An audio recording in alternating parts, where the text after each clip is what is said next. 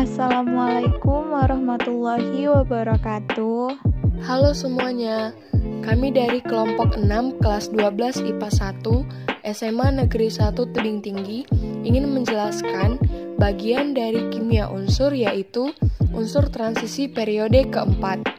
Sebelumnya, kami akan memperkenalkan diri kami terlebih dahulu. Nama saya Syakaila Dwi Divani Berusembiring. Nama saya Tria Dinda Hastuti. Nama saya Teresia Feni Febrianti. Nama saya Yohana Angela Panjaitan. Nama saya Yoel Alfrindo Stephen Damanik. Nama saya William Rizky Cibarani.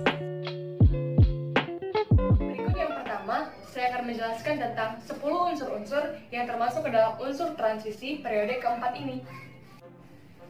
Unsur yang pertama yaitu skandium. Skandium adalah unsur transisi lunak dan berwarna keperakan yang pertama ditemukan pada mineral langka dari Skandinavia. Permukaan unsur ini akan berubah kekuningan atau merah muda bila terkena udara.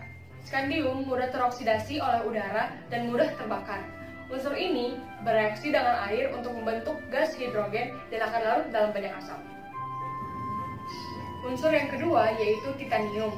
Titanium adalah sebuah unsur kimia dalam tabel periodik yang memiliki simbol Ti dan nomor atom 22. Unsur ini merupakan logam transisi yang ringan, kuat, berkilau, dan tahan korosi. Unsur ini memiliki warna putih metalik keperakan. Unsur yang ketiga yaitu vanadium. Vanadium adalah salah satu unsur kimia dalam tabel periodik yang memiliki lambang V dan nomor atom 23. Salah satu senyawa yang mengandung vanadium antara lain vanadium pentaoksida. Yang keempat yaitu kromium. Kromium merupakan logam tahan korosi dan dapat dipoles menjadi mengkilat. Dengan sifat ini, kromium banyak digunakan sebagai pelapis pada ornamen-ornamen bangunan, komponen kendaraan, maupun perhiasan seperti emas. Perpaduan kromium dengan besi dan nikel menghasilkan besi yang tahan karat.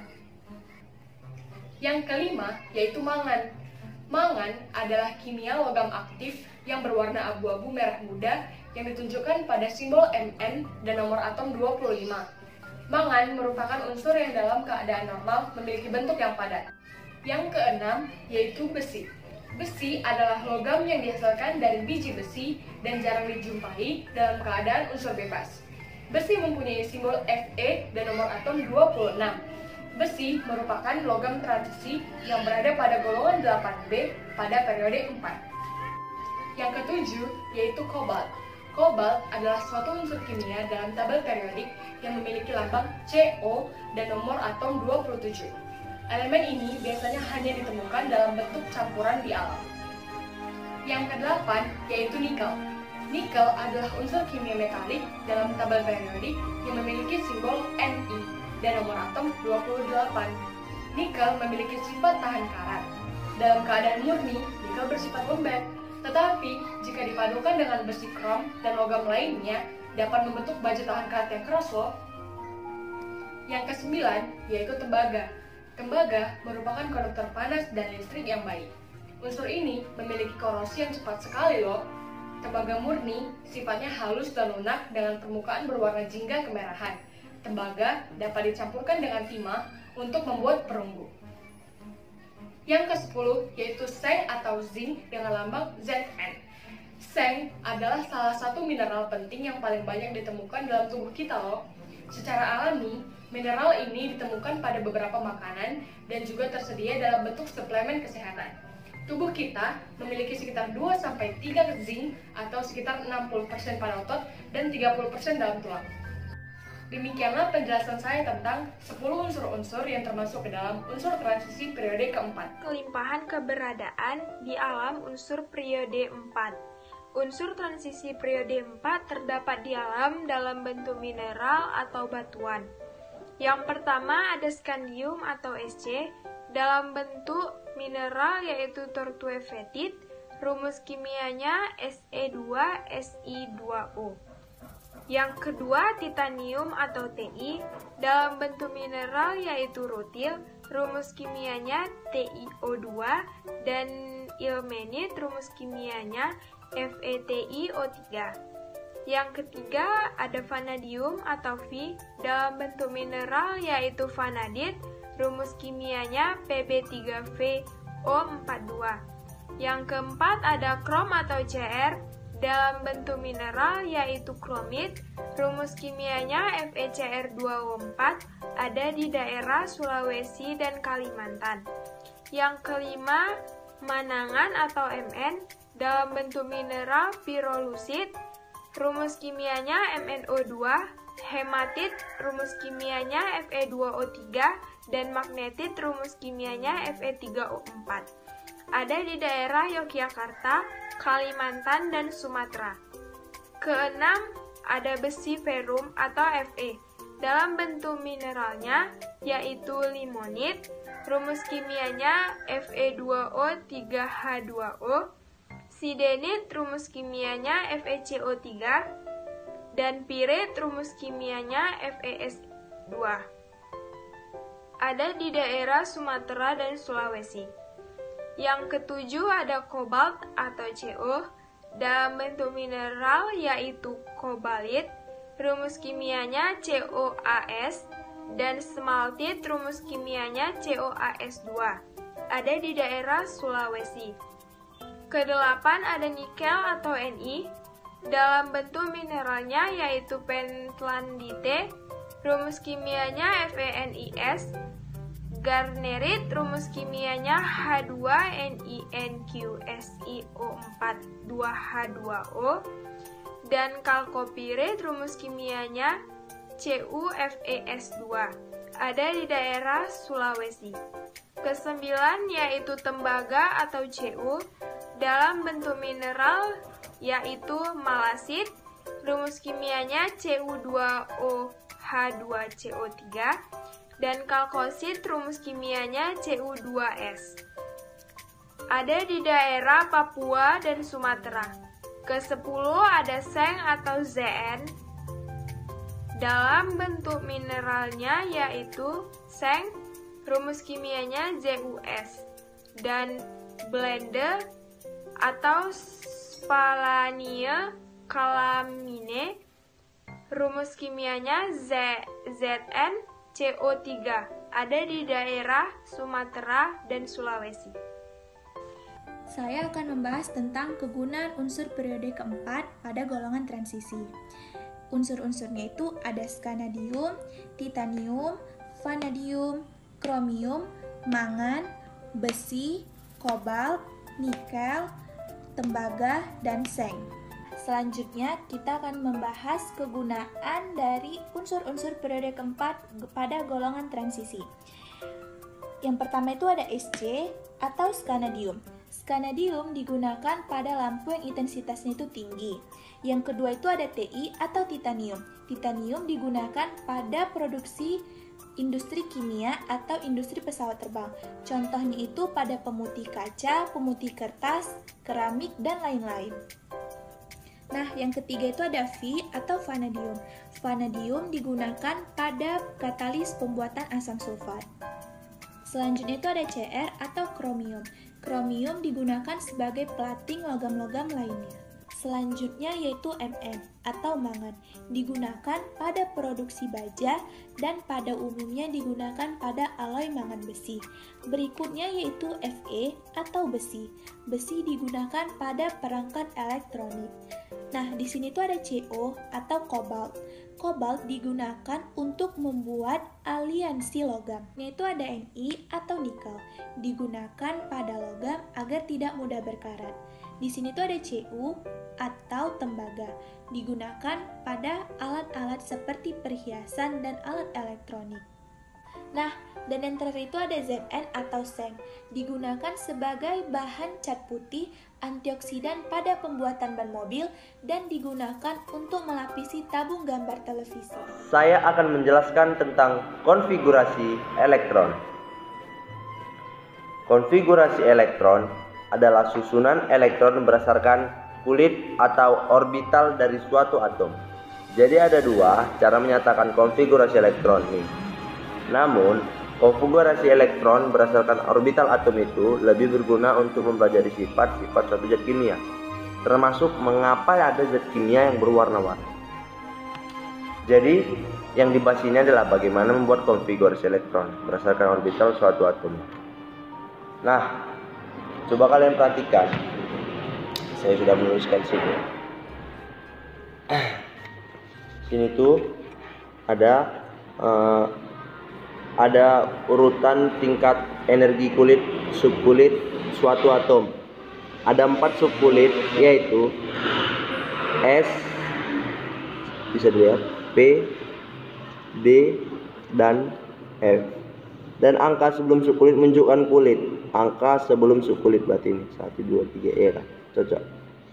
Nah, subkulit 1S punya tingkat energi paling rendah, lalu naik ke subkulit 2S, 2P, 3S, 2P, 3S, 3P, ya. Sampai terakhir yang paling tinggi adalah 8S, dia paling tinggi, 8S.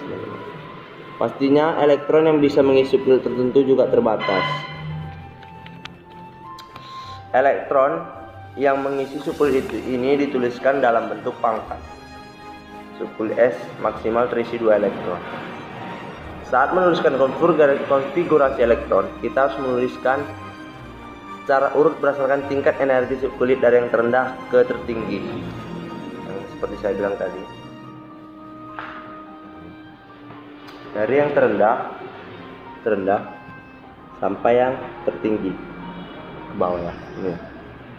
Nah, jadi padahal elektron yang menempati suatu subkulit bisa dilihat dari pangkat subkulitnya. Ikuti saja tingkatnya energi subkulit dan subkulitnya sampai pangkatnya sama seperti banyak elektron yang dipunyai atom itu. Di sini saya akan menjelaskan sifat kimia dari unsur periode keempat. Yang pertama ialah sifat logam. Semua unsur transisi periode keempat bersifat logam, baik dalam sifat kimia maupun dalam sifat fisik. Harga energi ionisasi yang relatif rendah, kecuali Seng yang agak tinggi, sehingga mudah membentuk ion positif. Demikian pula harga titik didih dan titik lelehnya relatif tinggi, kecuali Zn yang membentuk titik didih dan titik leleh relatif rendah. Hal ini disebabkan orbital subkulit D pada unsur transisi banyak orbital yang kosong atau terisi tidak penuh. Yang kedua ialah sifat magnet. Adanya elektron-elektron yang tidak berpasangan pada subkulit D menyebabkan unsur transisi bersifat paramagnetik atau dapat ditarik oleh medan magnet seperti skandium, titanium, vanadium, kromium, dan mangan. Makin banyak elektron yang tidak berpasangan, maka makin kuat pula sifat paramagnetiknya. Unsur yang memiliki elektron berpasangan ialah zinc dan copper. Mereka bersifat diamagnetik atau tidak tertarik oleh medan magnet. Unsur iron, kobalt, dan nikel bersifat ferromagnetik. Meski logam ini dijauhi medan magnet, tetapi induksi magnet logam ini tidak hilang. Yang ketiga ialah titik didih dan titik leleh. Titik didih dan titik leleh unsur transisi meningkat dari 1541 derajat Celcius yang disebut skandium sampai 1890 derajat Celcius yang disebut vanadium, kemudian turun sampai 1083 derajat Celcius yang disebut tembaga, dan 420 derajat Celcius yang disebut Seng. Yang keempat ialah konfigurasi elektron. Jari-jari atom berkurang dari skandium ke zinc. Hal ini berkaitan dengan semakin bertambahnya elektron pada kulit 3D, maka semakin besar pula gaya tarik intinya, sehingga jarak elektron pada kulit terluar ke inti semakin kecil. Perubahan energi ionisasi dari skandium sampai ke zinc tidak terlalu besar, seperti halnya pada unsur-unsur golongan utama. Kecilnya perubahan tersebut juga disebabkan oleh konfigurasi elektronnya, yaitu bahwa penambahan elektron dari skandium sampai ke zinc masuk pada kulit ketiga. Yang kelima ialah membentuk senyawa-senyawa berwarna. Senyawa unsur transisi, kecuali skandium dan Seng, memberikan bermacam warna baik padatan maupun larutannya. Warna senyawa dari unsur transisi juga berkaitan dengan adanya orbital subkulit D yang terisi tidak penuh. peralihan elektron yang terjadi pada pengisian subkulit D sehingga terjadi perubahan bilangan oksidasi menyebabkan terjadinya warna pada senyawa logam transisi. Yang keenam, membentuk ion kompleks. Ion kompleks adalah ion yang terdiri atas atom-atom pusat dan ligan. Biasanya atom pusat merupakan logam transisi yang bersifat elektropositif dan dapat menyediakan orbital kosong sebagai tempat masuknya ligan. Yang keenam, di sini saya akan menjelaskan sifat fisis dari unsur periode keempat. Yang pertama, unsur-unsur transisi bersifat logam, maka sering disebut logam transisi. Yang kedua, bersifat logam, maka mempunyai bilangan oksidasi positif dan pada umumnya lebih dari 1. Yang ketiga, banyak diantaranya dapat membentuk senyawa kompleks. Yang keempat, pada umumnya senyawanya berwarna. Yang kelima, beberapa diantaranya dapat digunakan sebagai katalisator. Yang keenam, titik didih dan titik lebutnya sangat tinggi. Yang ketujuh, mudah dibuat lempengan atau kawat dan mengkilap. Yang kedelapan, sifatnya makin lunak dari kiri ke kanan. Yang kesembilan, dapat menghantarkan arus listrik. Yang kesepuluh, persenyawaan dengan unsur lain mempunyai oksidasi positif. Saya akan menjelaskan tentang periode keempat, yaitu reaksinya. Saya akan mengambil 4 contoh reaksi. Yang pertama, vanadium atau logam campuran dengan besi. Dihasilkan dengan reduksi V2OS dengan campuran silikon Se dan besi Fe. Reaksinya 2 V2OS solid tambah Si solid tambah Fe solid menghasilkan 4 V solid tambah Fe solid tambah 5 SiO2 solid. Yang kedua, krom. Logam krom dibuat menurut proses Goldschmidt dengan jalan mereduksi Cr2O3 dengan logam aluminium. Reaksinya Cr2O3 solid ditambah 2A solid menghasilkan Ai2O3 solid tambah 2 Cr solid. Yang ketiga, mangan. Pembuatan ferromangan dilakukan dengan mereduksi MnO2 dengan campuran besi oksida dan karbon. Reaksinya MnO2 tambah Fe2O3 tambah 5C menghasilkan Mn positif 2Fe tambah 5CO. Yang keempat, ada kobalt. Unsur kobalt diproduksi ketika hidroksida hujan. Akan timbul NaOCl. Berikut reaksinya. 2CO2 positif Aquades ditambah NaOCl Aquades tambah 4OH negatif Aquades tambah H2O menghasilkan 2COOH3 solid tambah NaCl Aquades. Demikian penjelasan saya tentang reaksi. Terima kasih. Materi yang dapat kami sampaikan mengenai unsur transisi periode keempat. Lebih dan kurangnya kami mohon maaf. Jangan lupa untuk like, komen, dan share video ini ya. Terima kasih.